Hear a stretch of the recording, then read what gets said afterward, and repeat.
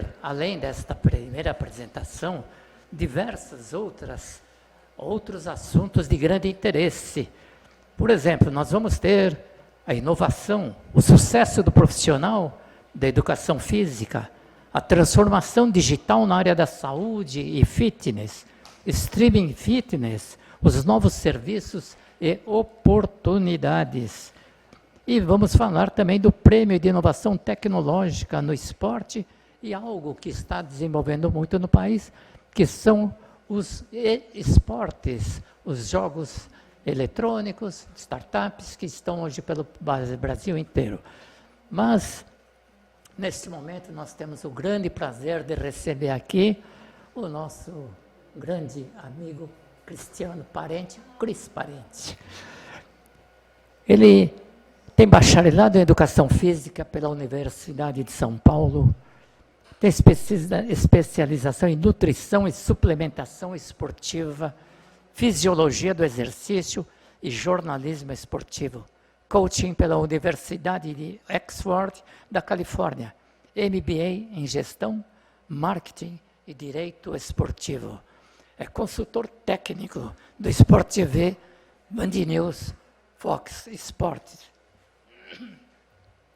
Professor formador com habilitação na Comunidade Europeia, consultor e produtor de conteúdo da série infantil Carl, da Disney, sobre hábitos saudáveis para crianças.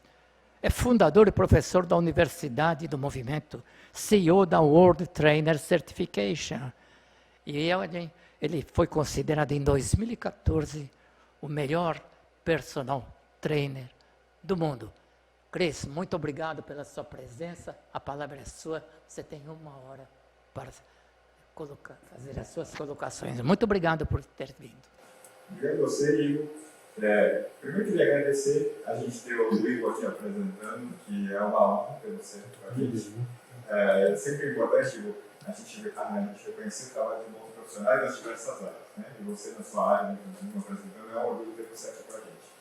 Antes de tudo, agradecer a todos pela iniciativa. É sempre importante a gente pensar em momentos como esse de reflexão, de estudo e de conteúdo, que são muito importantes para a evolução de toda uma área. Né? E hoje a gente vai falar sobre alguns detalhes da área da educação física que precisam ser muito considerados. Mas a gente vai ter vários profissionais falando sobre diversos eventos, e aí a iniciativa do evento e o apoio de todos que estão aqui participando, ele é essencial para que essa área toda cresça. A gente sabe que hoje nós temos dentro da área de atividade física, talvez um dos maiores mercados a serem explorados mundialmente falando. A gente tem um produto que cada vez está mais evidente, que ele faz parte da vida de 100% das pessoas. Não existe mais aquela pessoa que, olha, eu não preciso fazer exercício, todo mundo precisa fazer exercício, inclusive algumas pessoas que têm, por exemplo, lesão medular, que têm falta de movimentos, elas precisam de um fisioterapeuta que ajude ela a fazer o movimento.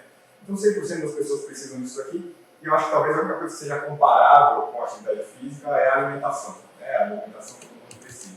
Quando a gente vai falar de diversas outras áreas, elas são super importantes. Mas quando a gente fala sobre sobrevivência e evolução da humanidade, se movimentar e se alimentar é essencial. E aí, quando a gente fala sobre se movimentar, a gente cai invariavelmente nas áreas de educação física. E as áreas da educação física, que são muito amplas, o Pedrinho contemplou aqui de maneira brilhante vários aspectos que são importantes, eles vêm sendo desenvolvidos ao longo da história de maneira, muitas coisas por experimentação, prática, quando a gente não tinha tanto acesso à ciência, a gente foi tentando, errando, acertando e tudo mais, mas hoje com muita ciência. Hoje a gente tem ferramentas científicas capazes de mostrar para a gente dados reais, valores importantes sobre o que é fazer e o que é não fazer.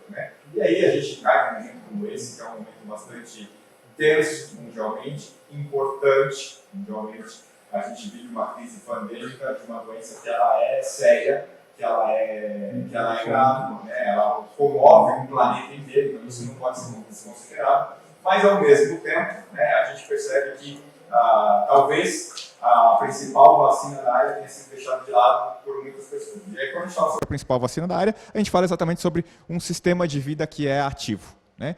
E isso é um dado histórico, né? Não é uma invenção atual, não é o Cris que está falando, ou o Ivo, ou o Pedrinho, ou qualquer um. A gente sabe, né, historicamente, isso é comprovado cientificamente hoje em dia, que as pessoas que se movimentam, que têm estilos de vida mais ativos, que têm gasto energético mais alto, que têm alimentação mais saudável, são as que sobrevivem com mais facilidade, com mais qualidade e por mais tempo.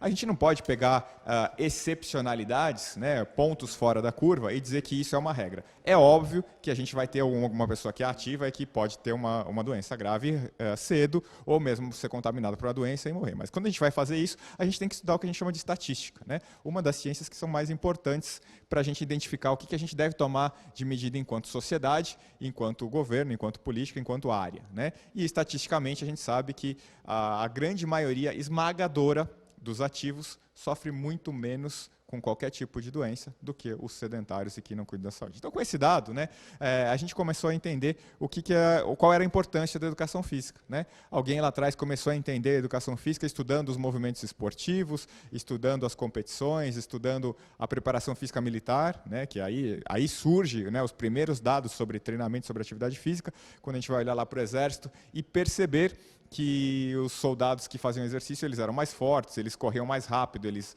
arremessavam mais longe, eles se defendiam melhor, eles matavam o inimigo melhor. Quando a gente vai estudar isso mais atrás ainda, na pré-história, os humanos, né, os humanoides que existiam ali, os que eram mais ativos sobreviviam mais, e isso acontece em todas as espécies, né? Não só nos humanos, né? Nos animais, os animais mais fortes sobrevivem mais, os que se movimentam mais sobrevivem mais. Então, a gente sabe que isso é muito importante. E o que aconteceu é que a gente começou a sistematizar isso, né? Com uma educação física que pensava exatamente em quais são esses dados, como que a gente pode manipular isso, como que a gente pode colocar mais pessoas para fazer da medida correta e de uma maneira que isso interfira positivamente, não só na vida dessa pessoa, mas de todo um social. E quando a gente fala de todo um social, a gente vai falar sobre questões econômicas, inclusive, né? Sobre tomadas de decisões coletivas, né? Sobre tomadas de decisões de saúde pública, né? A gente viu agora, eu me atenho a esse ponto alguns segundinhos, sobre uma diferença básica que acontece entre o que é saúde individual, biológica, saúde de uma pessoa, e o que é saúde pública, que é a tomada de decisões coletivas sobre como a gente lida com epidemias, doenças, hospitais, sistemas de saúde, né? E houve uma grande confusão em diversos momentos, né? Foram consultados especialistas muito importantes na saúde biológica, que entende como o seu coração bate, como o seu rim funciona, como o seu cérebro responde, para responder sobre saúde coletiva, sobre saúde pública, sobre medidas econômicas relacionadas com manifestação da doença em determinados lugares. Obviamente que a gente encontrou diversos erros acontecendo nas diversas áreas, né? Você consulta um especialista que domina sobre coração para dizer o que ele faz com o dinheiro público, onde que ele investe e tudo mais. É bem complicado a gente entender isso como algo correto, né? A gente precisa de algum gestor que entenda sobre isso. Claro que ele tem que estar conectado com a saúde, mas são conhecimentos diferentes. De qualquer forma, né, com esses erros, a gente percebeu que a atividade física foi colocada um pouco de lado. Em diversos lugares do mundo, isso a gente não fala do Brasil, isso aconteceu em diversos lugares do mundo. Porque, historicamente, né, a educação física e o profissional de educação física se comprometeu com um conteúdo que ele derivava da atividade física, que estava relacionado basicamente com as formas físicas de corpos que faziam exercício. O que eu estou querendo dizer com isso? Olha, durante muito tempo, a gente se preocupou com a performance, ou seja, o resultado de alta intensidade que alguns seres humanos conseguem atingir e que fazem com que eles recebam dinheiro para isso e virem atletas, ou seja, os esportistas. Quando eu falo de esportista, eu estou falando de um cara que é um profissional do esporte. Um profissional do esporte é um cara que ganha dinheiro para competir. É um atleta de futebol profissional, ou de vôlei, ou de natação, do que quer que seja, né? Então, durante muito tempo, a gente confundiu essa história de atividade física. Primeiro com esse tipo de pessoa, que a performance interessava muito, e depois com a questão absolutamente estética, que ela é uma consequência de pessoas que praticam exercício regularmente. E que pode até ser uma consequência interessante e bacana quando a gente vai pensar em saúde mental. Mas que ela começa a acontecer depois que a gente tem essa pessoa fazendo exercício regularmente, e ela fazendo exercício regularmente, independente de qual a motivação dela, se é pela estética ou não, a gente sabe que essa pessoa ela está mais ativa, ponto. estando mais ativa, ela está mais saudável. Então a gente já começa a entender algumas lógicas, né? Quando a gente colocou em cima dessa máscara aqui da atividade física, que gera saúde, que gera longevidade, que gera cuidados com a vida, essas duas caras, a cara do desempenho esportivo e a cara da estética, que em determinado momento acaba sendo competitiva entre as pessoas até aí, a gente começou a perceber que a sociedade prestou atenção nisso. E ela começou a não perceber tanto a questão saúde e atividade física. Então, quando a gente vai falar sobre saúde e atividade física, a gente tem que começar a entender o que está na cabeça da sociedade para a gente perceber que a gente tem que desconstruir um modelo que fala só sobre estética. A gente viu durante muitos meses na pandemia as pessoas falando assim, vocês querem abrir academia para ficar com um bíceps grande? As pessoas estão morrendo. Eu falo assim, olha, se você quer abrir academia para ficar com um bíceps grande ou não, já não me faz diferença. O que me faz diferença entender é que um bíceps grande, um peito grande, uma coxa grande deixa aquele cara mais ativo e saudável e ele não vai vir para o hospital. Né? Ou a chance dele vir para o hospital ela é infinitamente menor do que a do outro. Não estou falando do cara que utiliza drogas ou esteroides ou qualquer coisa assim. A gente está falando sobre ser ativo e ter uma estética que deriva da saúde. Então a gente pega aquele dado da saúde e percebe que as pessoas não perceberam isso. Elas estavam incomodadas que alguém queria ir na saúde porque queria ficar mais sarado, e sarado vem de sarar. Né? E o sarado que a gente entende como estética, na verdade, ele deriva do sarado de saúde, de o cara estar saudável. Se esse cara está forte ou bonito, ou a menina está forte ou bonita, não me faz muita diferença porque eu penso ou porque eu acho disso. Mas me faz muita diferença para eu entender que provavelmente ele está muito mais saudável do que os outros que não estão fazendo. Então, já percebendo isso, né, e a sociedade tem essa imagem, a gente encarou isso, e você que é um profissional de educação física que está assistindo, ou mesmo você que é um leigo, você começa a entender o que a gente está falando. Né? A gente viu que a educação física falou muito sobre esse tema e esqueceu do resto. Quando ela esquece do resto, ela perde esse valor, que a gente vai ter que reconquistar. E a gente reconquista esse valor pensando em dois aspectos. O primeiro desses aspectos é a desconstrução dessas imagens, e ela só vai acontecer de uma primeira maneira, pensando em mostrar para a sociedade qual é a nossa qualidade e o nosso conteúdo. Mostrar um comportamento diferente. Né? E esse comportamento diferente ele vai precisar ser feito e construído ao longo de décadas. De anos e décadas. Né? Não vai ser em 1 ou 2 anos que a gente desconstrói um comportamento da educação física que foi construído com 80 décadas, né? Com 8 décadas, ou com 80 anos. Né? Então a gente precisa reentender o que é a educação física de verdade, desconstruir esse pensamento social que tem uma imagem negativa para a gente, e aí encontrar um novo mercado. Por que eu falo sobre isso? Né? E esse dado é importante para a gente começar a falar sobre o tema inovação. O que é um novo mercado? Um novo mercado é exatamente esse mercado que a gente está falando de 100% de pessoas que precisam de um determinado produto. Aquele produto que a gente fala exclusivamente sobre a questão estética, ele interessou a 4% da população. E quando a gente vai olhar, a gente tem 4% da população mundial que faz exercício de maneira regular. Ou seja, essa questão de falar sobre atividade física com o dado de, olha, estamos cuidando do bíceps e do bumbum e da coxa e do peitoral, interessou para 4%. A gente tem um número mundial que é 4% da população faz exercício de maneira regular. Regular é aquele cara que faz pelo menos 2 vezes por semana. Né? E por que a gente chama isso de regular? Porque é o tempo de intervalo entre 2 treinos necessário para que haja alguma evolução. Se você só treina 1 vez por semana, né, é muito improvável que você consiga evoluir. É muito melhor do que se você não treina nenhuma vez por semana, não tem a menor dúvida disso. Né? Antigamente até se falava que, olha, é perigoso o cara jogar bola só 1 vez por semana. É mais perigoso ele passar 52 finais de semana sentado no sofá do que ele jogar 52 finais de semana de bola, não tem a menor dúvida disso. Mas esse cara não consegue evoluir muito, né? Ele ganha na primeira vez que ele vai treinar e o máximo que ele consegue é se manter, ou quando ele vai dar um novo treino, ele está quase igual como ele estava antes do primeiro, ou seja, ele não evolui. 2 vezes por semana é o cara que consegue ter uma evolução. E essa regularidade de exercício de 2 vezes por semana, ela é atingida por aproximadamente 4% da população mundial. No mínimo, né? 2 vezes por semana, 4% da população mundial faz. E aí a gente tem um outro número, né? Se 4% faz, 96% não faz. Por que esses caras não fazem?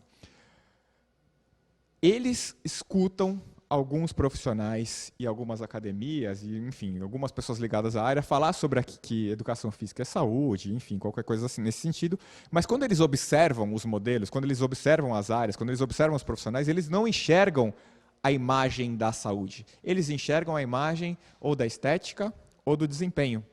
E isso coloca eles num conflito mental, que ele nem sabe expor isso para você, porque ele sabe que todo mundo falou para ele, olha, é bom, vai ficar melhor, vai ficar saudável, mas quando ele vai procurar o produto, quando ele vai procurar o local e o profissional, ele encontra o cara que fala de estética. O cara que fala de desempenho, de performance, de superação, de mate um leão a cada dia, de acorde mais cedo, não seja preguiçoso. O cara já encontra um cenário todo agressivo, e aquele cenário agressivo, as pessoas querem que ele entenda que é saúde. Não vai entender que é saúde. Ele não enxerga a saúde. Se você chegar hoje e perguntar para uma pessoa leiga na rua, que não seja da área de saúde, e falar assim, olha, fala para mim quem é o profissional que você imagina quando eu te falo a palavra saúde. E, invariavelmente, eles vão responder que é um médico. Né? Com sorte, alguns vão responder que é um fisioterapeuta ou talvez um nutricionista, tal, mas eles vão imaginar alguém que atende num consultório, que tem uma roupa branca, que estudou bastante, tem bastante conteúdo teórico, mas eles não vão pensar num profissional de educação física. E a responsabilidade disso não é a que o Cris quer ou que o Cris gostaria que fosse assim. Muito pelo contrário, gostaria que fosse diferente. Mas a responsabilidade disso é a natureza do ser humano.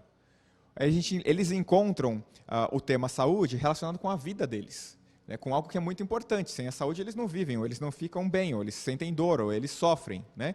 E eles querem alguém que conheça tudo isso para tirar eles desse sofrimento, que permita com que eles vivam mais. E quem vocês acham que eles vão acreditar que vai saber mais sobre isso? Um cara que estuda mais, que faz 9 anos de faculdade, ou um cara que estuda menos e mal escreve português direito?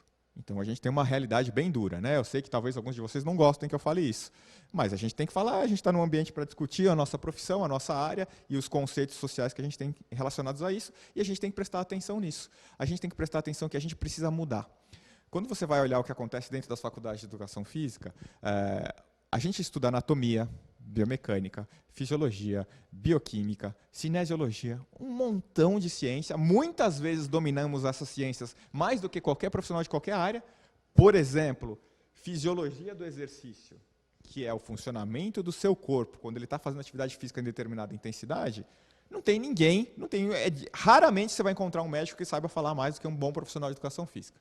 Ele estuda a doença, ele estuda algumas questões relacionadas até com o exercício, mas com a profundidade que a gente tem e com a especificidade que a gente tem, não acontece. Só que quando a gente vai para o mercado, em vez da gente mostrar uma imagem forte de saúde, com uma roupa compatível com saúde, com um discurso compatível com saúde, a gente mostra uma imagem ao contrário. Você pode até saber, e eu acredito que muitos sabem muito, mas a imagem que a gente passa, ela não é de que a gente sabe muito. Então a gente encontra aí um cenário que ele é negativo e que ele dificulta o nosso trabalho. Então, pensando nisso, né, olhando para esse cenário, a gente vai encontrar alguns profissionais que vão entender isso que eu estou falando e vão começar a refletir e vão olhar para fora e perceber que, olha, tem 96% de pessoas lá que não está comprando o nosso serviço, tem outros que vão olhar assim, olha, mas aqui dentro tem 4%, vou continuar fazendo essa mesma coisa, está tudo bem. E você vai entender que alguns vão entrar num mercado onde quase todos estão atuando, competindo por 4% da população, e do outro lado, quase ninguém está atuando e nadando de braçada. O que é nadando de braçada? Se você está numa área onde pessoas têm muita oferta de clientes e poucos profissionais, tem muita gente interessada naquele pouco serviço que está sendo oferecido. Só que esse serviço que é oferecido aqui para fora, para quem não está fazendo atividade física, ele não tem absolutamente nada a ver com o serviço que a gente oferece dentro das academias de maneira regular, clubes, academias e tudo mais. A música, o jeito de treinar, a fala, a velocidade com que a gente quer resultado, a pressão que é colocada em cima das pessoas, tudo isso acontece dentro da academia de um jeito que essas pessoas que estão lá fora elas não gostam. Elas gostam de outra coisa. Eu sempre falo isso quando eu vou fazer uma palestra ou quando eu vou dar um curso. Eu falo para você que é um profissional da área, faz uma experiência. Assim, quando você for conhecer alguma pessoa ou quando você for colocar alguma coisa na sua rede social, escreve assim lá ou conversa com a pessoa falando assim, olha, eu sou um especialista em pessoas que não gostam de fazer exercício. Eu sou capaz de fazer uma pessoa que não gosta de fazer exercício começar a fazer exercício de maneira regular, sem achar que é um sacrifício ou uma chatice. Faz essa experiência para você ver o que vai acontecer. Quantas pessoas vão olhar para você e vão falar assim, pô, então eu acho que eu sou seu cliente. Sabe quantas? Sabe, eu acabei de contar. 96% do mercado vai olhar para você e vai pensar isso. E vai olhar. Eu olhando para esse número, eu falo assim, me dá muita vontade de trabalhar com esse mercado, porque a oferta de clientes ali ela é enorme. Quando eu olho para o outro número de 4%, que está falando sobre muito desempenho, resultado, também gosto disso, sei fazer, como quase todos sabemos fazer. Mas eu vejo uma competitividade tão grande e uma facilidade de trabalhar tão maior, que é muito difícil de eu imaginar que ali a gente vai conseguir ganhar muita grana ou evoluir muito mais. A gente está ali num mercado lotado de profissionais e cada vez entra mais gente fazendo a mesma coisa. E quando entra mais gente fazendo a mesma coisa, aumenta a oferta de serviço, ou seja, tem muita gente oferecendo serviço e o mercado continua daqueles caras que gostam de fazer esse tipo de coisa. Não está buscando mais gente que não gosta disso. Ou seja, você vai piorando a relação. Quando piora a relação, você acaba diminuindo o preço que você cobra. Porque agora tem muita concorrência. Quando você vai para outro mercado, né, e a gente está aqui para falar um fórum econômico, quando a gente vai para outro mercado, onde tem pouca oferta de serviço, mas também tem pouco serviço inteligente sendo oferecido para esse mercado, a gente vê que tem um montão de gente que quando encontra esse cara que fala diferente com eles, se interessa. E agora esse cara fala assim, puxa, eu sempre quis ser uma pessoa ativa e não consigo, e você está trazendo uma coisa que é diferente para mim. E essa coisa que é diferente para mim me interessa. E interessa para ele em um nível que ele olha em volta para ver se tem alguém oferecendo algo parecido e ele fala, não tem. Sabe o que acontece com o seu poder de decisão sobre a qualidade, o valor que você vai cobrar do seu serviço? Ele é totalmente seu. Você é um dos poucos que está oferecendo serviço para esse mercado. E aí eu diria para você, 96% da população mundial é um mercado monstruoso a ser explorado. É um mercado inimaginável, mas, para isso, você passa por esse tema que eu vou falar aqui hoje. Não sei nem como eu estou de tempo, mas eu vou falando. Hein? Às 4 da tarde acaba, né? Vamos colocar para a apresentação? Coloca lá para mim, por favor. Vamos compartilhar ela com vocês, para vocês irem acompanhando. Quando a gente vai falar sobre esse tipo de serviço para essas pessoas, a gente tem que fazer um conceito que a gente chama de inovar. Inovar. Fazer algo novo. Fazer algo que não estão fazendo. Fazer algo que é diferente do que a massa de pessoas está comprando. Inovar não significa simplesmente ter uma ideia genial ou inventar a roda. Significa pensar em o que o mercado tem de vontade, o que o mercado precisaria e eu criar alguma coisa que encaixe nessa necessidade. Então, a gente olhando para a apresentação, a gente vai olhar para o cenário que a gente tem e a gente tem nesse primeiro cenário produtos e serviços absolutamente iguais. E quando eu falo de iguais, eu não estou falando nem de Brasil, eu estou falando de mundo. Né? Hoje eu dou palestra em 17 países do mundo, onde a gente tem uma certificação que está lá. E eu vou em todos eles e eu encontro as academias fazendo as mesmas coisas. Né? Se eu entrar numa academia lá e falar assim, olha, eu quero fazer um treino de hipertrofia para o peitoral na China, na Islândia, na Inglaterra, nos Estados Unidos, no México, em Angola, os caras vão fazer exatamente a mesma coisa. No mundo inteiro só tem serviço falando da mesma coisa. Do mesmo jeito, com o mesmo tipo de série, com o mesmo tipo de treino. Passa para mim, por favor. Treinos iguais. Quando a gente fala sobre treinos iguais, o que são treinos iguais? Né? Alguns questionam, né, a gente tentar fazer algumas alterações de treinamento. E aí eu vou questionar de volta. Assim, né? Como é que os primeiros treinos, as primeiras formas de fazer atividade física foram inventadas? Já que naquela época não se existia a ciência e não se existia nenhum dado. Né? Por tentativa e erro, por algumas experiências que foram feitas. Quando a ciência surge, a gente leva algumas ideias para o laboratório, né? E quando eu falo laboratório, os lugares onde a gente vai testar isso, a gente avalia, vê o que funciona mais, o que funciona menos, e a ciência pura, honesta, isenta, não política, ela começa a testar e encontrar soluções. Né? Hoje a gente vê mesmo dentro da ciência, das diversas áreas, né? Alguém elabora uma tese ou uma ideia, leva para o laboratório, invariavelmente aquela tese que o cara elaborou, ele quer comprovar. Ele quer que ela seja verdade. E esse é um princípio péssimo de um mau cientista. Né? Ele ter uma ideia, ele querer comprovar ela obrigatoriamente, ele querer fazer ela valer obrigatoriamente, isso não é ciência. A ciência é você ter uma ideia e você querer testar aquela ideia para descobrir se ela funciona ou não funciona. Não é porque você teve aquela primeira ideia que você quer que aquele filho nasça na marra e que ele seja válido. Um bom cientista, ele tem uma ideia e ele fala, será? Né? Então, quando a gente tem dados de ciência, de diversos estudos diferentes, pensar em formatos de treinamento que mesclem esses dados, que são dados válidos, que são dados verídicos, que já foram testados e avaliados, isso traz para a gente uma enorme possibilidade de novas criações. Mas para isso a gente tem que estar aberto. A gente tem que estar aberto para essas novas criações, baseadas no que a gente tem de ciência, mas abertos a testar, colocar à prova. E a gente precisa fazer coisas diferentes, né? Então, a gente vai olhar os treinos que existem hoje, basicamente são iguais em todos os lugares do mundo, né? Quando a gente vai falar sobre os locais de atividade física, a mesma coisa acontece. As academias ou os parques, eles são sempre nos mesmos formatos. Sempre nos mesmos formatos. E olha, aqui está cheio, está ótimo, está cheio. Agora, por que a gente não consegue trazer pessoas que têm uma característica diferente? Qual é a característica dessas pessoas que frequentam esses lugares?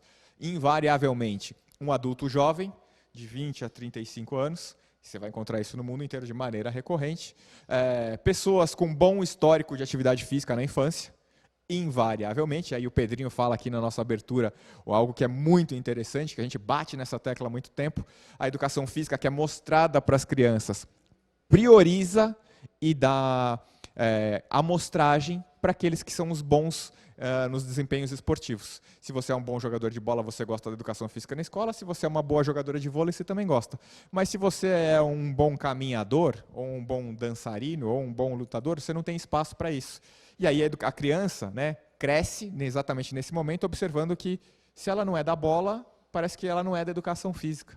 E é muito mais difícil para uma criança entender a complexidade desse mundo. Ela simplesmente entende ato e reação, né? Ação e reação. Ela faz, ela não tem sucesso, ela não faz.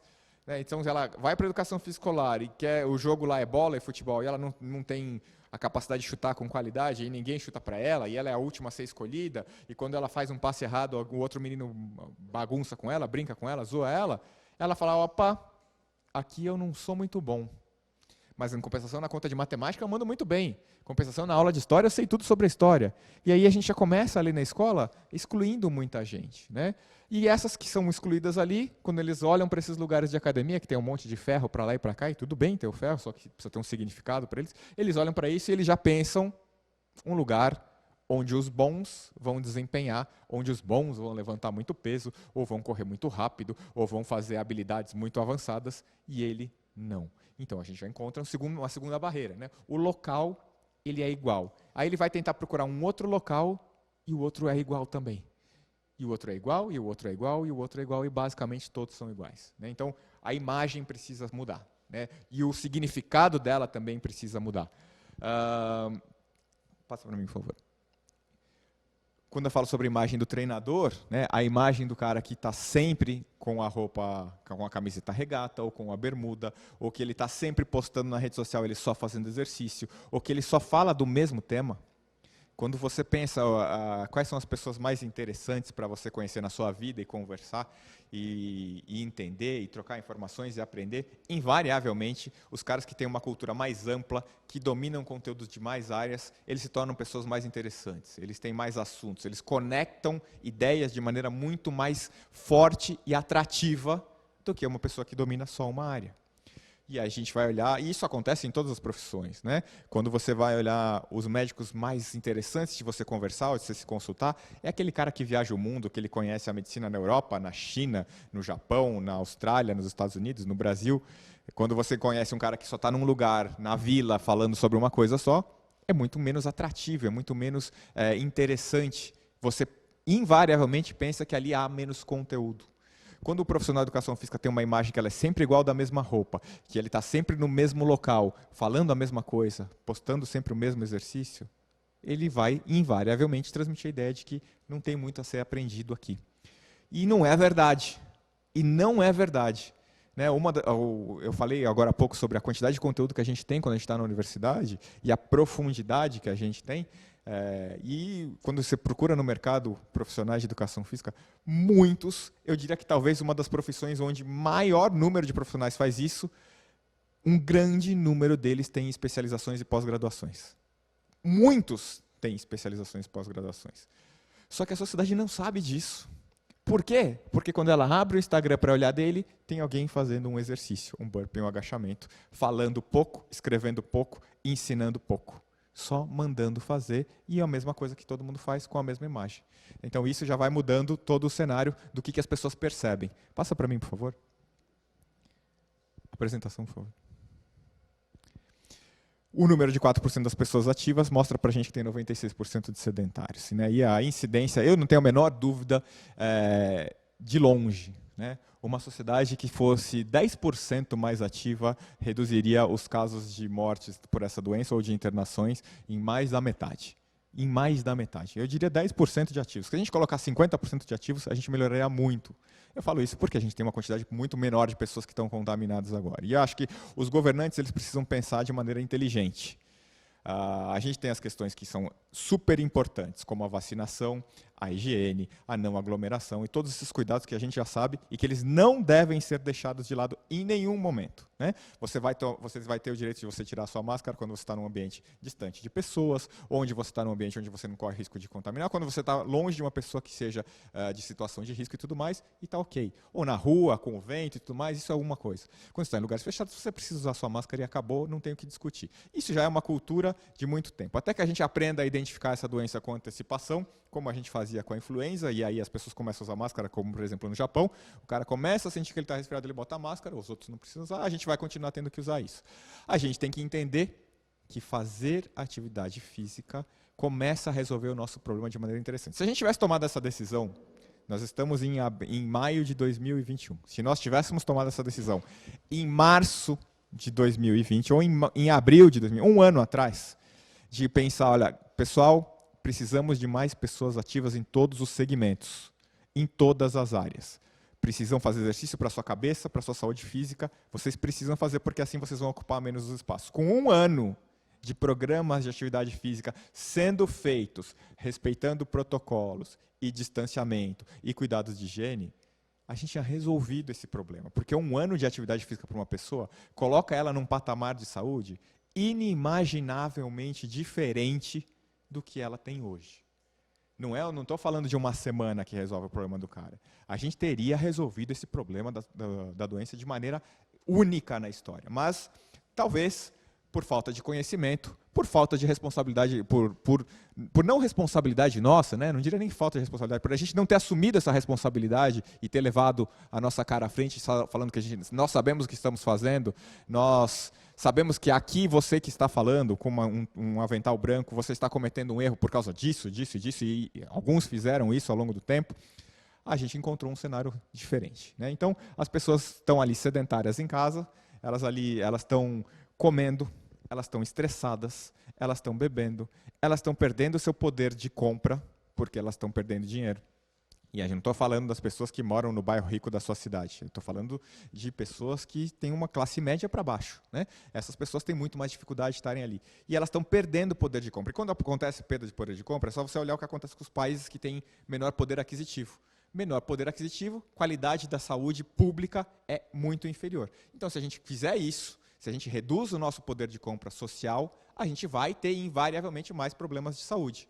Então, a gente precisa entender que, olha, temos que pensar uma solução que seja mais inteligente e mais abrangente. A gente tem que pegar esse cara que está lá na casa dele, no sofá, comendo, bebendo, não se movimentando, porque ele está sequer proibido de descer na sala do prédio, ainda que se desça uma pessoa por vez, ele está proibido de ir ali, ele está proibido de sair na rua, e a gente está transformando esse cara num potencial internado de UTI, num potencial. A gente poderia estar fazendo ao contrário. Então vamos tentar fazer ao contrário? Como é que a gente convence quem comanda? Como é que a gente convence o cara que está ali sentado no sofá? Inovando. Mudando o cenário. Saindo de um cenário que é saturado, onde todo mundo é igual, onde tem uma parte do mercado que compra isso e que fazem todas as mesmas coisas, e começando a entrar nesse oceano de 96% de pessoas. Os resultados que a gente encontra, né, quando a gente está falando sobre o mercado e sobre números, a gente encontra os profissionais cada vez cobrando menos, as academias cada vez cobrando menos, porque elas estão fazendo a mesma coisa para as mesmas pessoas. Passa mais um, por favor.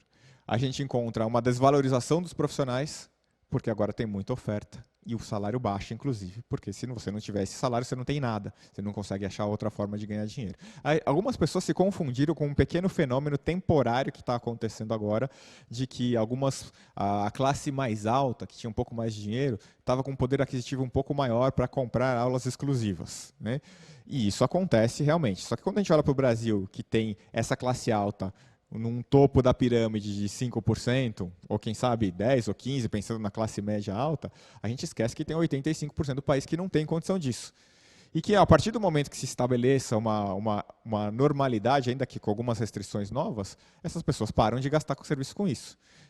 Param de gastar dinheiro com esse tipo de serviço. E aí volta para o mercado, onde vai ter mais oferta de produto, e a gente cai nesse mesmo problema. Muita oferta, baixa valorização, baixos salários. Passa para mim, por favor.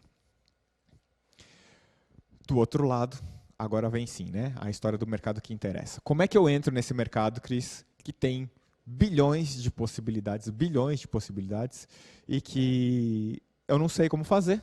O que eu posso criar de diferente? Como que eu posso me posicionar de um jeito diferente? Como é que eu posso inovar? O que é inovar, Cris? Como é que a gente faz isso? Qual que é essa história? Por que o sucesso faz isso? Agora, por que o sucesso faz isso é fácil de você perceber. Quando você vai olhar para as outras empresas, as outras áreas, os grandes produtos que ganham muito destaque, que se tornam sensações de mercado, invariavelmente eles são inovadores. O que é ser inovador? Vamos entender um pouquinho desse conceito, por favor? Passa mais um para mim. Começo com essa frase aqui, ó. Inovar é gerar valor real e aplicável ao mercado. Não adianta eu falar assim, olha, eu criei um copinho de água que ele serve como microfone. Eu falei, tá, você está viajando, Cris. Não, eu achei que era uma boa ideia que esse copinho de água servisse como microfone. Interessa para o mercado? É aplicável no mercado? Um monte de gente vai ser palestrante que nem o Cris, que quer falar e tomar água ao mesmo tempo? Acho que pouco, né? Então não adianta eu querer ser um invencionista, que é diferente de um inovador. Um inovador, ele busca algo que vai interessar para o mercado. Quando eu falei para você ali atrás aquela frase, coloca lá na sua rede social, sou um especialista em pessoas que não gostam de fazer exercício e sou capaz de converter uma pessoa que não gosta de fazer exercício numa pessoa definitivamente ativa, sem sacrifícios ou paranoias desses caras que estão lá dentro que vocês não gostam. Se você quiser, você me procura. Quando eu falo isso, eu estou indo exatamente em algo que interessa ao mercado. Eles querem ser ativos, mas não desse jeito que a gente está vendendo. Não nesse lugar, não com esse professor que grita, que dá... Eles queriam alguma outra coisa, que eles nem sabem o que é. Que talvez muitos de nós nem saibamos o que seja. Mas que se você começa a pensar, você encontra, olha, tem algo a ser solucionado aqui. Solucionado. O que significa isso? Né? Então, olha lá. Ó. Significa que eu primeiro preciso entender o mercado sob a ótica do comprador. Não é o que sou um profissional, que quero vender um produto para ele inovador, o que eu gosto. É o que será que ele gosta. E como que eu faço para saber o que ele gosta? A primeira coisa é ir lá conhecer o mercado. Né? É você entender por que aquelas pessoas não frequentam, não fazem atividade física, por que elas são sedentárias se elas sabem que elas estão correndo mais risco de morrer por causa de Covid. E essa é uma pesquisa interessante que a gente está fazendo. Né? A gente está encontrando um monte de pessoas na rua que são sedentárias, nas ruas, nos lugares onde a gente está pesquisando pela internet, e falando para você faz isso? Não, não faço. Você acha que uma pessoa ativa e saudável, que faz atividade regularmente, ela está mais protegida ou menos protegida do que você que está sedentário? E 100% das pessoas falam, não, eu acho que o cara que é saudável está mais protegido.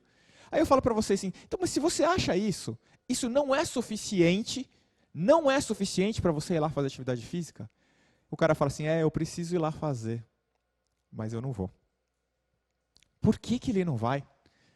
Porque antes a gente só falava sobre doenças metabólicas, aquelas que você vai morrer daqui a 50 anos, ou do coração com 50 ou 45 anos e tudo mais, e isso às vezes era meio distante para as pessoas.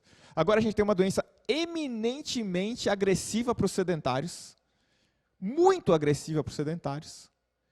O cara está com medo, ele lava a mão 50 vezes com álcool gel, se bobear, ele bebe álcool gel, mas ele não vai fazer exercício. Sabendo, não é que ele não sabe, ele sabe e ele não vai. Aí alguns acham assim, não, Cris, é porque ele está com medo de ir na academia porque é um ambiente de contaminação. Isso eu posso entender que seja uma interferência. Mas aí quando eu falo para ele assim, se você for num outro lugar que não seja academia, se você for no parque, ou se eu te colocar na sua sala para fazer exercício, ou se eu entrar na academia só com você lá dentro, por que você não iria ainda? Ele fala assim, porque eu tenho um pouco de preguiça. É porque eu não sou muito do exercício, nunca me interessou, não gostei disso. Ele vai buscar algumas muletas para mascarar um problema que na verdade não é dele e que é nosso. Ele não gosta do jeito que a gente vende exercício para ele. Ele não gosta do jeito que a gente fala. Não é culpa dele. Ele vai comprar um produto que for interessante para ele, um produto que ele goste, um lugar que seja agradável, que tenha pessoas que interessam. Você vai na academia e você bota na porta da academia uma menina toda sarada com o abdômen para fora, quem está acima do peso, ele olha para aquilo e fala, vergonha. Ele não fala, nossa, eu vou ficar assim rapidinho. Ele sabe que ele não vai ficar assim rapidinho. E ele se sente incomodado. Aí aquele cara ainda passa por aquela imagem e fala, não, vou lá, vou tentar, porque está todo mundo falando, né, é importante. Ele entra na academia, ele está acima do peso, e a primeira barreira que ele encontra na academia para entrar é uma roleta, uma catraca. E sabe o que quem está acima do peso pensa quando está numa catraca? Que aquilo vai ser desconfortável de passar. E a academia fala, temos programa de emagrecimento, mas o cara tem medo de passar na catraca. Qual lógica é essa? O que você não entendeu que está passando na cabeça dele? A verdade é, não se pensou nisso. Você não pensou no que o mercado queria. Você não pensou no que o mercado sentia. Você não pensou nas variáveis que interferem nesse processo. Você não pensou na história dele, que ele era o último a ser escolhido na educação física, que ele era o mais fraco, o menos habilidoso. E você não oferece o produto para ele. Então você está oferecendo um produto que os outros oferecem, mas que não interessa para a maioria do mercado. Passa mais um para mim, por favor.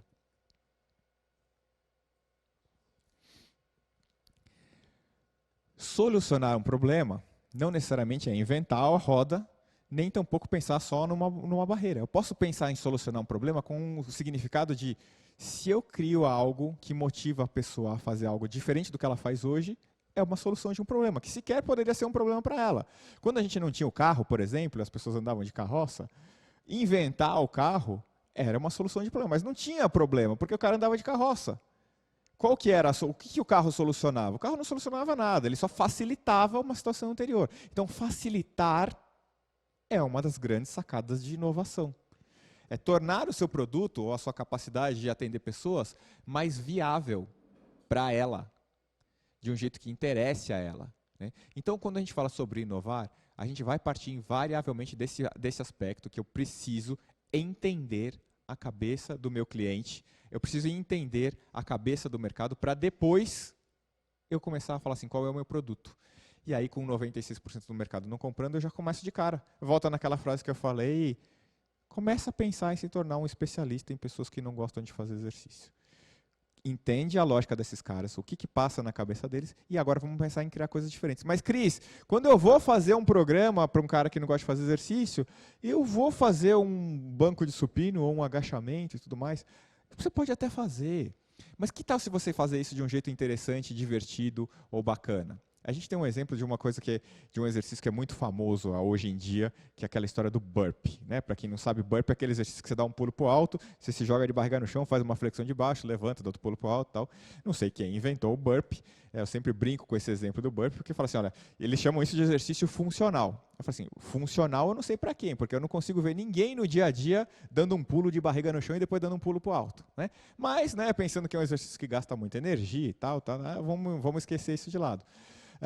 Um leigo olha para um burpee e ele fala, meu, vocês são todos malucos, cara, para que eu vou ficar fazendo isso? E aí, olha, você explica, porque é um exercício que vai gastar muita energia e que tudo mais, e o cara faz 1, 2, 3 vezes e ele começa a não ver sentido naquele. A gente pegou uma aluna, um exemplo básico, só para você entender o que é inovação, né? E um professor nosso, super bacana, o Fernando, ele amarrou um peso daqueles de areia no teto da academia e ele botava o peso balançando assim, ó. E ele ficava de um lado do peso e ela ficava do lado do peso. E ele falava assim, ó, eu vou balançar o peso. Quando ele chegar do seu lado, você tem que passar por baixo dele. E quando ele passar do meu, eu vou passar por baixo dele. O peso está balançando. Ela, porque assim a gente vai se divertir. Ela detestava fazer o burpee. Naquele dia ela fez 30 repetições daquilo ali, porque ela estava se divertindo. Ela estava brincando de se desviar do peso. E estava fazendo um burpee do mesmo jeito que se não tivesse aquilo ali. Mas ele entendeu que a lógica dela é, ela precisa se divertir enquanto está fazendo. Ela precisa encontrar uma outra motivação. O movimento ele não precisa ser chato, quadrado e sistematizado. O lugar da academia não precisa ser do mesmo jeito. O professor não tem que estar com a mesma roupa e nem o número de vezes e o tempo. Você precisa entender qual é o seu cliente e qual é a motivação dele. Se você não ganha a cabeça dele, você não ganha o físico. Esse cara para de ir antes do físico responder. Ele precisa gostar de um jeito que ele vai fazer hoje e amanhã e depois, e depois, e depois. Ou seja, regularidade, mudança de comportamento é algo que acontece na cabeça. Comportamento não é fisiológico, é comportamental, é cabeça, é entender o mental daquela pessoa. E aí, dentro do mental, eu vou começar a contar para você um dado que é muito legal. Se a gente pensa no biológico, que o treino tem que ser absolutamente individual para cada pessoa, em função de diferenças biológicas, de formação, de necessidade, de enfermidade, de lesão, enfim, do que quer que seja, quando você começa a pensar no treino que precisa variar de acordo com a individualidade emocional, a amplitude de possibilidades, ela multiplica por 1.000.000. Porque o que cada um pensa, em cada forma, em cada jeito, com histórico de vida, é um fatorial de composições ali que é inúmero. Você não consegue imaginar a possibilidade de gerar motivação igual para duas pessoas do mesmo jeito. Porque são tantas variáveis que interferem no pensamento da pessoa, que você começa a falar, opa, Cris, agora eu acho que tem alguma coisa que me interessa aí. Como é que eu consigo motivar pessoas diferentes, em locais diferentes, com roupas diferentes, a fazerem treinos diferentes? Entendendo a cabeça desse cara. Mais uma, por favor. Galera, a gente, quando eu fui estudar isso da inovação, eu estou falando porque já está acabando o meu tempo aqui. Tá? Quando eu fui estudar essa história da inovação, uma das grandes dificuldades que a gente encontrou foi entender como se fazia isso, como que a gente poderia criar. A gente tem todas essas questões, a gente parte do cliente, mas como é que a gente cria produtos que são interessantes para essas pessoas? Como é que a gente cria algo que seja consistente, que atinja o mercado? Eu resolvi estudar um pouco disso. Fui fazer uma especialização nos Estados Unidos, na Universidade de Colômbia, falando sobre técnicas de inovação, design thinking. É uma técnica de inovação.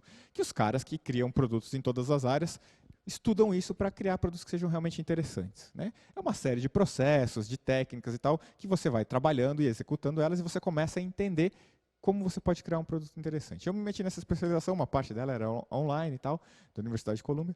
Tinham 700 pessoas inscritas, do mundo inteiro. É uma das coisas que eu sempre recomendo para todo mundo, né, que você deva fazer quando você vai se atualizar, e eu acho que se atualizar é algo básico hoje em dia. Né? Não tem nem mais que ser um diferencial.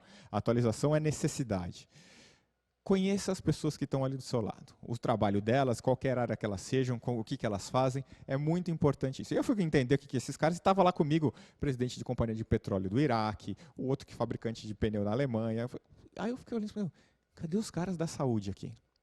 Eu era o único maluco da saúde e educação física ainda, porque nem os caras da medicina estavam ali dentro. Né? Quando a gente fala as inovações na medicina acontecem muito mais pela tecnologia do que pela própria medicina. Né? Mas da saúde eu era o único ali. E os caras falam assim, você que é o maluco aqui, cara. O que você está fazendo no negócio de inovação, de produtos e tudo mais? Eu falei assim, eu quero aprender o que vocês estão fazendo. Como é que vocês conseguem criar produtos novos, carros novos, ideias novas, tal, aplicativos novos que a gente não consegue?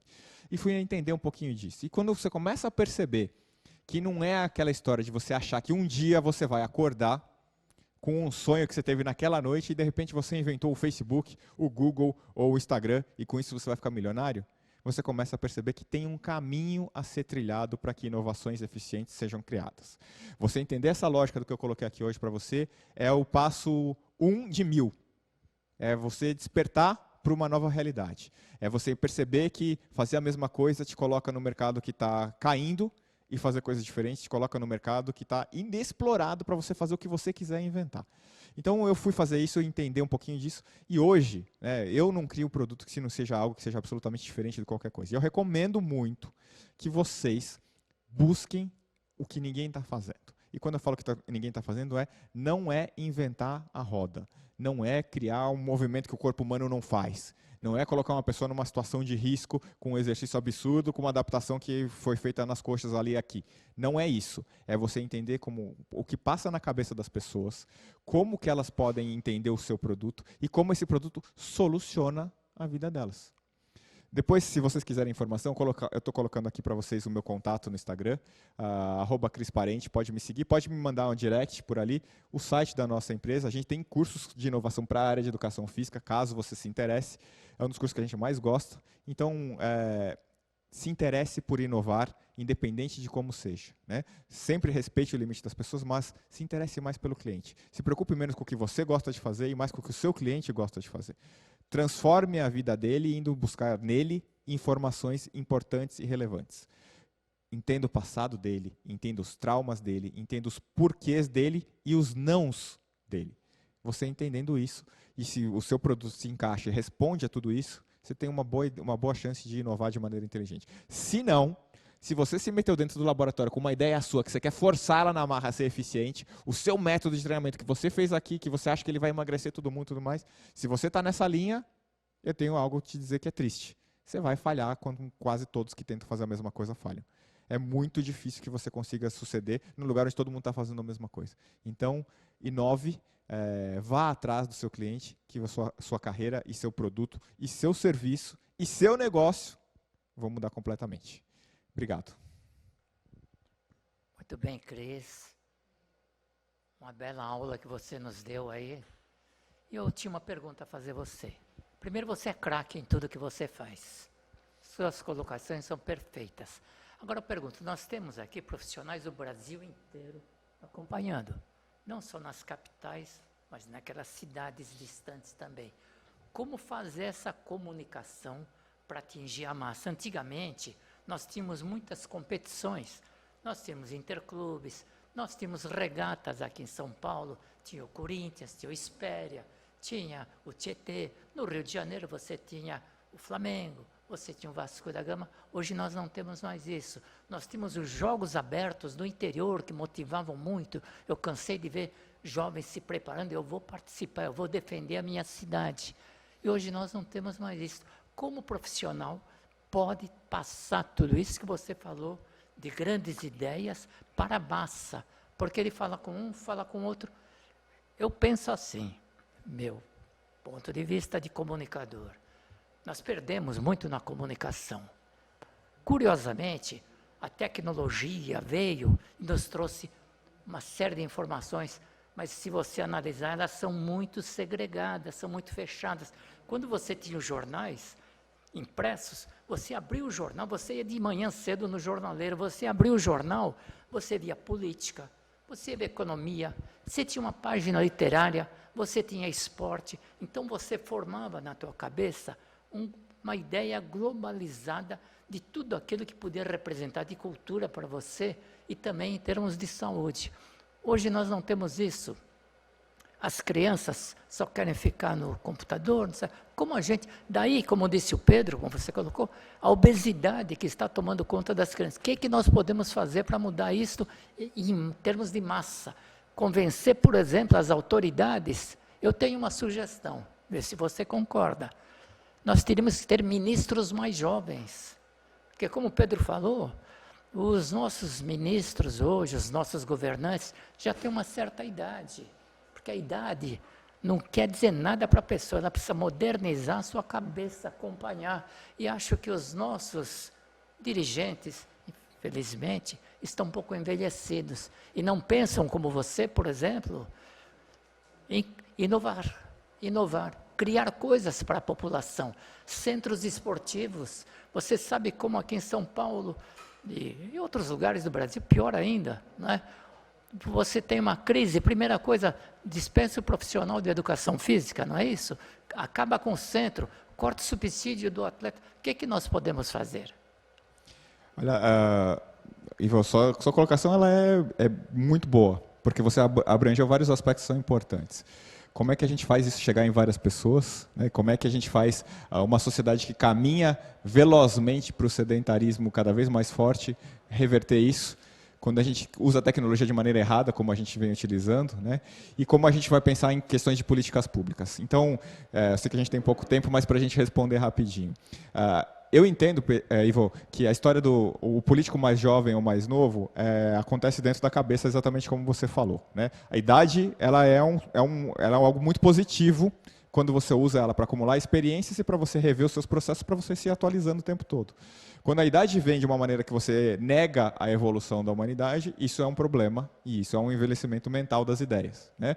Então, ter mais idade é uma das coisas mais interessantes que é para a gestão e para a organização disso, desde que se entenda a evolução da sociedade. E o que você falou é uma verdade. A gente tem alguns políticos que são muito velhos no mental, não na idade, e que pensam que a gestão hoje se faz do mesmo jeito que a gente fazia há 40 anos atrás, 50, 60 anos. Não é assim. A cada 5 anos é completamente diferente. Então a gente precisa ter uma mescla de pessoas que entendam de melhorias, né, de avançar. E isso é super importante. Jovens que tragam ideias novas e desafiadoras, às vezes meio malucas, pessoas mais velhas com experiência sobre o que já fizeram, o que já tentaram, o que funcionou, o que não funcionou, mas com capacidade de absorver ideias novas, e uma mescla disso é muito importante. Quando a gente vai falar sobre o mercado, só para encerrar, para a gente fazer isso chegar na maioria das pessoas, tem um dado muito interessante. Os negócios que mais crescem hoje dentro da atividade física são os negócios de tamanho menor. Os negócios mais pequenos. A gente vê algumas grandes redes que crescem para lá e para cá, que eu acho ótimo, quanto mais que tiver, melhor, mas não é o que mais cresce hoje em dia percentualmente. As grandes redes de academia, nos formatos de low cost, as academias que cobram mais barato, elas cresceram nos últimos 5 anos mais ou menos 100%, dobraram de tamanho.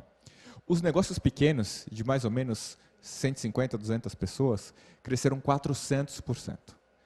Ou seja, as pessoas precisam de algo que seja mais regionalizado, que é mais para a realidade delas.